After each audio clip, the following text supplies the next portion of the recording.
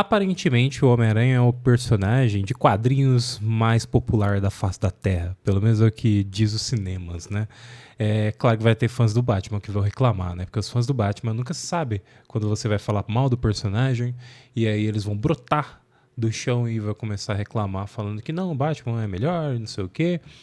Talvez até seja, né? Talvez a DC tenha mais clássicos que a Marvel. Talvez a Marvel tenha se dado melhor nos cinemas e, enfim, cara, a discussão não é essa.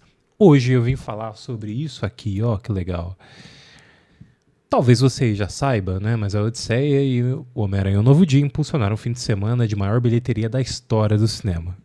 Olha só, né? Final do ano passado, Ted Sarandos da Netflix falou que o cinema estava ultrapassado, né? E ele sempre afirmou, né? Sempre, óbvio, puxou a sardinha pro lado dele, que as pessoas preferem assistir filmes em casa. E não há problema falar isso porque muitas pessoas preferem realmente assistir filmes em casa. Muitas pessoas esperam alguns filmes saírem no streaming. Eu seria hipócrita se eu dissesse que tipo, eu vejo tudo no cinema. Às vezes alguns filmes, sim, eu espero chegar ao streaming para ver. Né? Até por uma questão de rotina, até por uma questão de ingresso do cinema, que é caro. Né? Mas, ainda mais na minha posição, né? Eu sou aluno de cinema. Eu tenho por uma obrigação frequentar o cinema. E, assim, mesmo que não fosse, desde muito novo, eu sempre gostei de estar ali naquele ambiente totalmente fechado, em que você só tem a tela e aí você é teletransportado para outros mundos. É uma experiência incrível, quem vai no cinema sabe muito bem disso, e principalmente com o nível de qualidade dos filmes da Netflix. Tem, nossa, muita porcaria sendo lançada. O último filme do Wagner Moura é o. Qual que é o nome mesmo? Uma casa, Last House. Ele é. A última casa. Aqui, ó. Galera, esse filme, quem assistiu? Depois deixa aí a sua opinião. Meu Deus do céu. E tem todos os problemas de filmes da Netflix, né? A Netflix ela tem costume de orientar os seus roteiristas a escreverem a história para quem não está acompanhando o filme, não está olhando direto para ele, porque está vendo a tela do celular. E, pô, é um costume cada vez maior que as pessoas têm, mas você começar a voltar o filme para essas pessoas que não prestam atenção, a pessoa que está prestando atenção vai ficar muito irritada. Como é o meu caso, né? Os personagens do filme, Wagner Moura, né? A Greta Lee, uma atriz ótima e, pô, não dá, né? O filme subaproveita. Mas voltando, a experiência do cinema ainda vale muito, né? O Nolan, que dirigiu Odisseia, é um cara que preza também muito pela experiência do cinema. Né? Às vezes vira até um discurso meio chato de o Nolan é o cara que preserva o cinema ao máximo, não usa nem CGI. Mentira, todo filme usa CGI. Precisa corrigir um cenário que não é da, sei lá, da mitologia grega, coisas desse tipo, né? Meio que natural. Mas é uma verdade, o Nolan tem realmente uma paixão por esse cinema mais real. O Novo Homem-Aranha também passa muito por isso, porque é um filme que prezou por colocar dublês para poder fazer movimentos. O próprio Tom Holland já faz umas acrobacias. Eu não consigo falar acrobacias, consegui, mas com muita dificuldade. O próprio Tom Holland ele passou pelo teste de Homem-Aranha mandando um vídeo fazendo malabarismos e assim saltos mortais, que é um plus muito legal para se você vai interpretar o Homem-Aranha, né? E, e isso faz diferença. Você assiste o filme e percebe que você tem um primor pelo o que é não só mais real, né? O cinema é fantástico, mas o que nos faz nos conectar. Muito além de um personagem feito só de CGI. Né? O Homem-Aranha, desde a sua primeira adaptação lá com o Sam Raimi em 2002, é um boneco digital também, mas quando a gente vê, assim como a gente vê no filme, né, o clã da mão, né, o The Hand, com cenas de ação assim, e lutas com o Homem-Aranha do Tom Holland incríveis, principalmente porque o diretor de Shang-Chi, que eu não sei se você lembra desse filme, mas Shang-Chi e A Lenda dos Dez Anéis saiu no período ali da pandemia, em 2021, e eu gostei muito do filme, fui ver o filme 2 vezes no cinema, mas poucas pessoas falaram, porque já era uma ressaca do que foi ali o Ultimato, e as pessoas também não estavam saindo de casa direito, o filme foi prejudicado por isso, né? Mas esse carinha aqui, ó, o Dustin Daniel Creighton, não sei se eu estou pronunciando corretamente, mas ele mostrou que é realmente você fazer uma direção de cenas de ação muito bem feitas, mas também uns momentos de mais dramáticos, né? Dentro do Shang-Chi me chamava a atenção para aqueles momentos mais contemplativos da cultura oriental. E aqui ele trouxe isso para o Homem-Aranha num filme que também dialoga muito com um tema bem atual, que aí é uma das coisas que realmente me chama muita atenção no filme, que é toda a ideia de isolamento. Tá vendo o Homem-Aranha aí, bem tristinho, né, olhando pro celular? Ah, cara, o novo filme ele pegou a ideia do último, né, em que todo mundo esqueceu quem era o Homem-Aranha do Tom Holland, e trouxe para si a ideia do personagem ele viver sozinho, em luto por ter perdido a tia, né, mas também por ter perdido o melhor amigo, que era o Ned, e também a MJ, que era o amor da vida dele. E isso me lembra muito casos de pessoas em que tem perdas, seja na família ou mesmo terminaram relacionamentos e não conseguem seguir mais a vida. E é isso que o Homem-Aranha faz. Ele fica olhando no celular, só vive para ser o Homem-Aranha, foca 100% no trabalho e acaba focando muito mais ali no CNPJ, né, se é que a gente pode chamar assim. O CPF, o Peter Parker, aquele que lá no primeiro filme, né, a gente fala agora muito do mal do João Watts, né, o John Watts, que é um diretor bem medíocre, vamos combinar, né? A gente fala muito mal dele, da trilogia dele, né? Mas ainda tem coisas boas. O carisma do Tom Holland ajuda muito também, né? Por mais que os roteiros não ajudassem tanto, né? A própria vibe dos filmes, né? Ainda assim não são porcarias, são filmes divertidos, né? Até certo ponto. E a gente via um Peter muito ativo. Ele estava ali no bairro dele, no Queens, ele conversava com o cara da lanchonete, ele assim, ajudava a velhinha. Isso enquanto Homem-Aranha, mas ele, enquanto Peter, ele também tinha um contato com várias pessoas ali ao seu redor. E era uma pessoa socialmente ativa. E uma vez que ele tem esses traumas, ele acaba se recolhendo. Hoje em dia é muito fácil você ficar na frente do seu computador sem ter contato com as pessoas. E muitas pessoas vendem esse discurso de que é positivo isso, que você se coloca para se desenvolver mais. Eu me desenvolvo mais quando eu não preciso mais das outras pessoas, né? Tem até uma fala, não vou revelar quem é o vilão, mas tem um momento que o vilão toma uma pessoa e essa pessoa conversa diretamente com o herói, e aí ele fala assim, ó, tô aqui no seu apartamento, né? Dá pra ver que é realmente o típico apartamento de solteiro. Você tem aqui suplementos, você tem tipo coisas que meio que fazem com que você não precise sair de casa, né? Além de ser o Homem-Aranha, né? E hoje em dia é tudo muito mais fácil. A gente tem acesso a tudo que antes a gente precisava sair de casa, a gente pode simplesmente não sair. Eu consigo pedir remédios, eu consigo pedir comida, eu consigo pedir muitas coisas. Eu posso assistir o que eu quiser, eu posso ouvir o que eu quiser.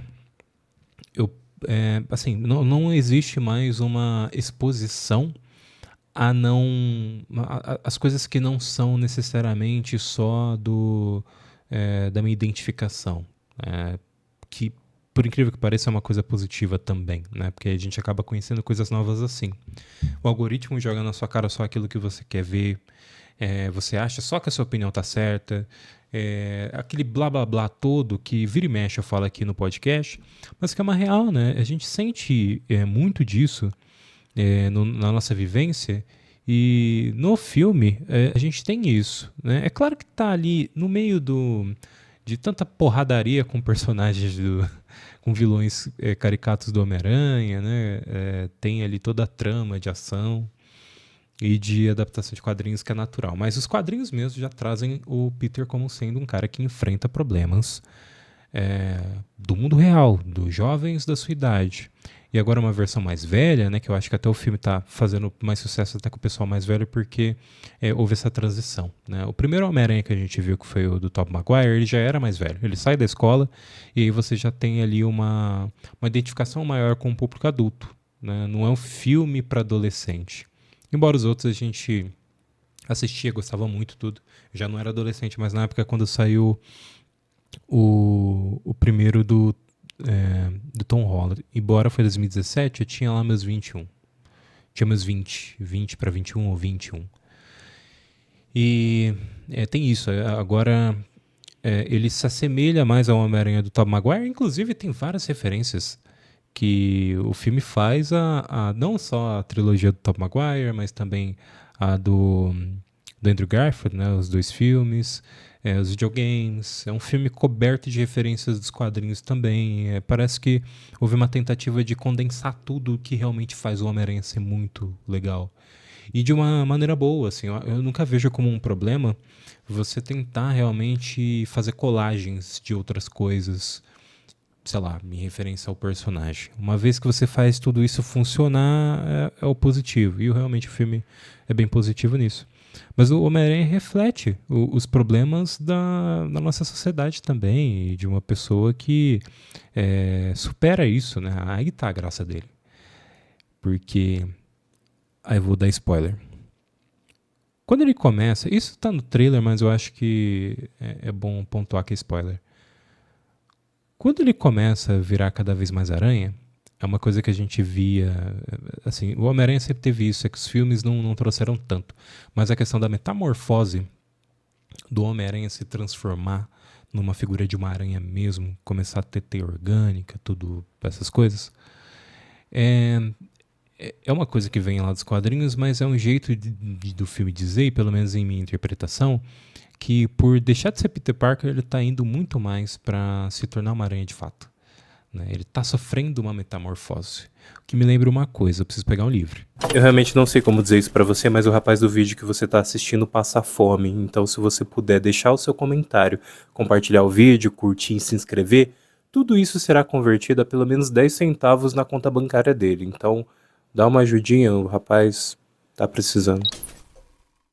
A Metamorfose, do Franz Kafka. Até tirei aqui o filtro para vocês verem melhor.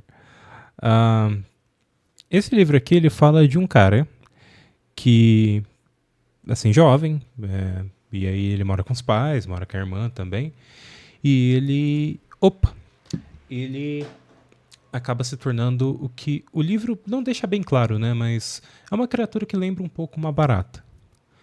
A ideia do livro, na real, é fazer uma analogia, seja com uma pessoa mais velha, ou seja com uma pessoa idosa, assim, doente.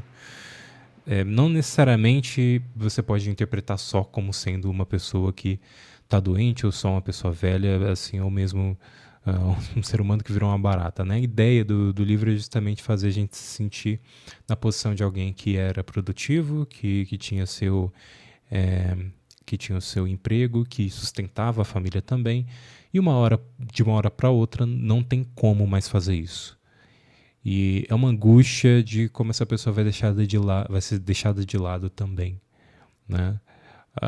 É claro que a metamorfose ele é muito mais sobre uma questão assim, social, de como as pessoas tratam também as pessoas deficientes, os idosos, né? Quando chegou um momento em que você não é mais produtivo, que você aparentemente não tem mais serventia, por mais que essa pessoa ainda possa se sentir bem, né? Por mais que o rapaz aqui ele fosse se sentir bem enquanto barata,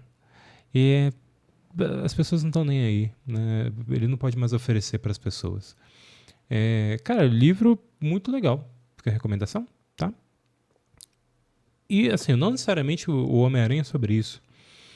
Mas essa questão dessa metamorfose que o Homem-Aranha começa a passar em resultado a ele focar muito em ser o Homem-Aranha e meio que deixar de lado e meio que viver à sombra também da vida que ele teve enquanto Peter, né? Porque ele fica a todo momento olhando ali no celular, olhando o Ned, olhando a MJ, vendo a vida que eles têm, né? É uma coisa comum, inclusive, por pessoas que passaram por traumas ou que, sei lá, terminam um relacionamento e continuam vendo lá o perfil da ex.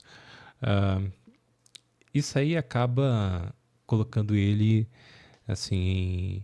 E também uma coisa que aí vem direto do Homem-Aranha 2, né? O Peter no Homem-Aranha 2 também estava com a tia May com problemas financeiros, o amigo odiava ele, né? O Harry, que estava sempre atrás do Homem-Aranha. E a Mary Jane que vai se casar com o filho do JJ, né? Para poder compensar ali a falta do Homem-Aranha, ela vai se casar com outro herói, né? Ali um astronauta. E isso vem direto de lá, né? Então, assim, não dá pra dizer que o filme é mega criativo, mas ele tem uma boa...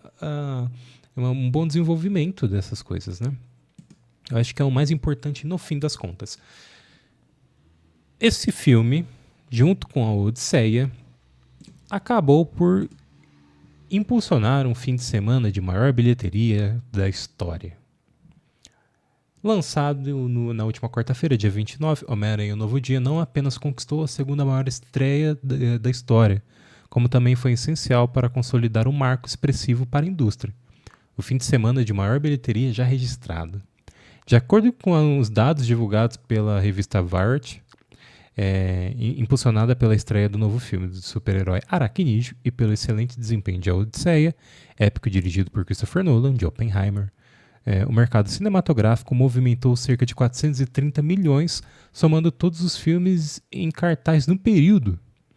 O resultado superou o recorde anterior de 402 milhões, alcançado durante o lançamento de Vingadores Ultimato em 2019. Pois é, o Mickey e a Marvel estão de vento em polpa, olha que legal.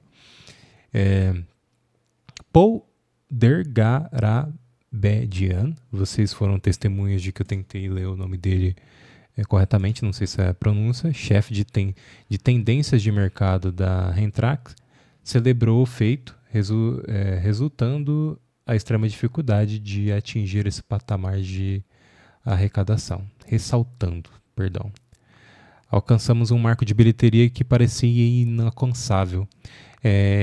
Este é apenas o segundo final de semana a obter mais de 400 milhões, disse o executivo. É isso, todo mundo querendo ver a Odisseia em IMAX e o Homem-Aranha nos cinemas. No último episódio que eu gravei com o Fael, que a gente falou sobre as adaptações de quadrinhos, depois assista. A gente fez um debate sobre o período de mega hype das adaptações de quadrinhos, o período que vivemos agora, que esse mega hype meio que caiu, e aí, como a gente é zicado, sai um filme do Homem-Aranha que faz um tremendo sucesso, mas não é sobre não fazer sucesso, mas adaptações de quadrinhos. A gente discute justamente essa ideia de que tipo, os filmes dos quadrinhos acabaram por causa desse fim de hype. As coisas não são assim, né? Mas a gente comentou que, essa semana está saindo o filme do Homem-Aranha, né? E aí a gente até cogitou falar, nossa, vai dar tal episódio, né? Mas é besteira, né? Uma vez que sai o filme do Homem-Aranha sempre. Né? E continua fazendo muito sucesso. E isso é legal pra caramba, porque eu gosto muito do Homem-Aranha enquanto personagem. Eu lá criança assisti o Tobey Maguire como Homem-Aranha pela primeira vez, uma fita VHS com legenda japonesa gravada do cinema. Isso é muito específico porque me marcou bastante. Foi um jeito bem peculiar de assistir esse filme, mas acabou que me fez aí um fã do Homem-Aranha, principalmente no cinema, né? Não sou um dos leitores de quadrinhos mais assíduos e mais malucos, mas tá aqui também, ó, uma HQ aqui, uma recomendação também. É bem legal, é uma compilação aqui das primeiras histórias do Aracnídeo, com os desenhos de Steve Ditko e também com o roteiro de Stan Lee, né? Também as inscrições de Stan Lee, né? Quadrinho bem legal. Que, bom, impulsionado aí pelo hype do filme, acabei por passar a reler. É isso, é o final desse episódio, que sou só eu, esse formato vai voltar de vez em quando, né? Eu convido a você a deixar seu comentário se você amou este episódio só comigo. Se você amou esse episódio só comigo, saiba que eu te amo também, né? Comente aí que você concorda ou discorda, né? Porque é sempre importante, né? A gente também ter diversidade de opiniões aqui, embora na internet as pessoas são bem malucas. Eu ainda prezo pela ideia de que, pô, Rafa, não concordo contigo, o Batman é melhor. Eu realmente estou cagando pra isso. Eu espero que saia sempre filmes bons dos dois. É isso, tá? Deixe seu comentário, se inscreva no canal. Até o próximo podcast. Podcast Banco de Cérebros.